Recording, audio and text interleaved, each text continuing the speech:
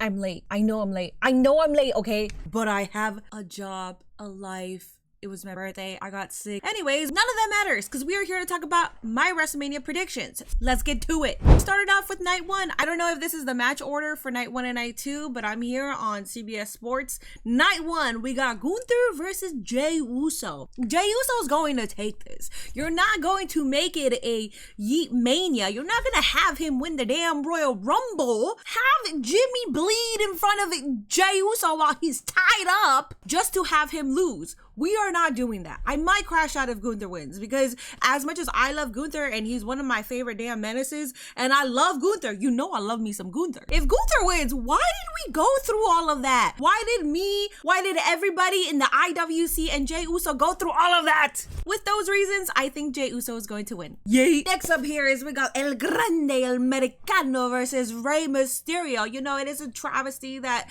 Chad Gable isn't on this card, but we do got El Grande Americano.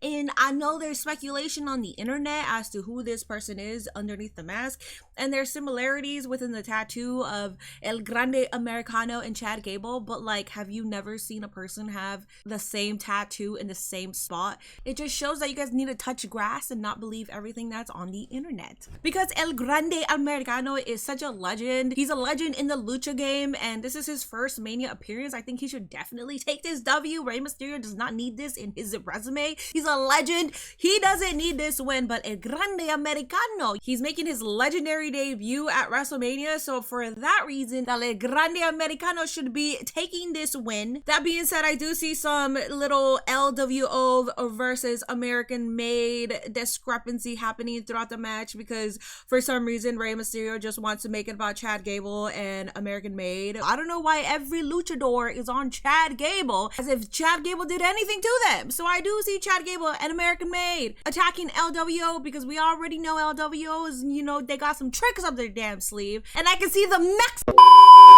Let's move forward with the World Tag Team Championship. We got the War Raiders versus New Day, and when I tell you that it pisses me off the heat that has been taken off of New Day, they should have been on a winning streak this entire time, but then they went on a losing streak, so like the heat is still there, but the heat diminishes every single time they lose because it's like you did that to Big E, but you're also losing. The amount of heat that dissipated from them pisses me off. This is why they should be winning the tag titles. As much as I love War Raiders and as much as I appreciate them, their booking is ass. Their booking has not been good.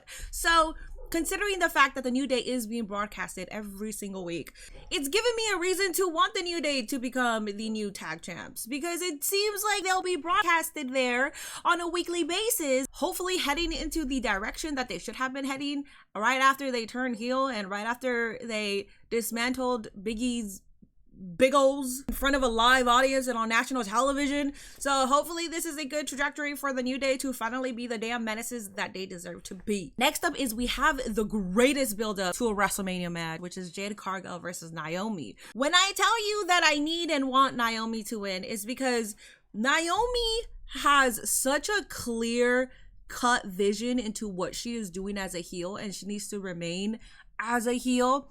Do I see Bianca maybe interfering? I mean, this is night one we're talking about. So I could see her sort of like minding her business, but then like sort of like going back into like a business that she sort of has not been in for a while. But she's like, you know what, let me pop in real quick and let me see what's happening between these two girls before my match the next night. The only reason why I don't want Jade Cargill to win is because it's Jade Cargill. She's going to be booked after WrestleMania. She might head into Jade Cargill versus Bianca at SummerSlam, or we might be heading towards something. We know that Jade will be fine. With Naomi though, Naomi, they haven't really booked her the way that I want her to be booked, especially since she did come back to the WWE after not being booked the right way. There's a lot of people that are pretty much team Naomi because of her character development, because she's always been her. It just took a long time for people to know that this is who Naomi is, even though she's always been her. Papa H, I'ma need you to give it to Naomi, because I know you have a clear vision for Jade, but I'm gonna need that clear vision for Naomi too. So therefore, I believe in my heart and soul that Naomi will be winning this feud. She's also right with everything that she said. I feel like a lot of people who turn their backs on friends They end up being right though. Like, they're not wrong.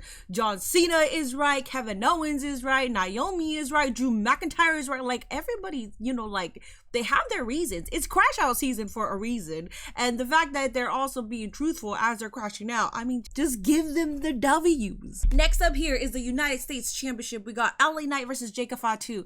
If you don't know who I am, if you didn't know, I was referred to the Jacob Fatu girl because I was a huge advocate for Jacob Fatu joining the WWE. That's how Nox Pro knew of me. If you don't know Nox Pro Academy, that is Black Pros and Rikishi's academy, and they referred to me as a Jacob Fatu girl because I was a damn menace, because I was leading the agenda for Jacob Fatu to be signed to the WWE. And now that he's finally here, do I think he deserves this title? I mean, you should know the answer, and the answer is absolutely yes, he deserves this title. But if for some reason Solo comes and tries to help him, even though we know that Jacob Fatu needs no help, so don't come out and help him. If for some reason Solo costs Jacob this match, then we can go ahead and transition into Solo versus Jacob Fatu at SummerSlam. Therefore, LA Knight retains and Jacob Fatu loses. I'm okay with that. I won't be crashing out. I actually prefer that more than Jacob holding the title, because even though it's a beautiful Mania moment, I think if he holds it next year, I think it'll be even more beautiful, because you went from I love you Solo to I hate you Solo to finally getting that title at next year's WrestleMania. I think that'll be better storytelling, but of course, I'm never going to deny Jacob a title. If he gets the title, then I would be a-okay with what happens. Next up here is we got Tiffany Stratton versus Charlotte Flair. I was on the receiving end of, I believe, a receipt should be happening to Tiffany, and I already know the discourse on the internet. Well, Charlotte Flair always goes off script, and well, she started it first. I don't like the personal attack, unless the personal attack was talked about before. Rollins and Matt Riddle talked about that personal jab. If something is talked about, then I'm okay, obviously, because the person that it affects is okay with it. I did not appreciate what Tiffany did, and I'm still on that side that I don't like, and I am a huge Tiffany supporter. I was wearing my Tiffy shirt when that happened, but I think a receipt should happen, and I think Charlotte should take the title off of Tiffy. However, that being said, if a receipt doesn't happen and Tiffy keeps it, I'm not going to crash out or be upset by it.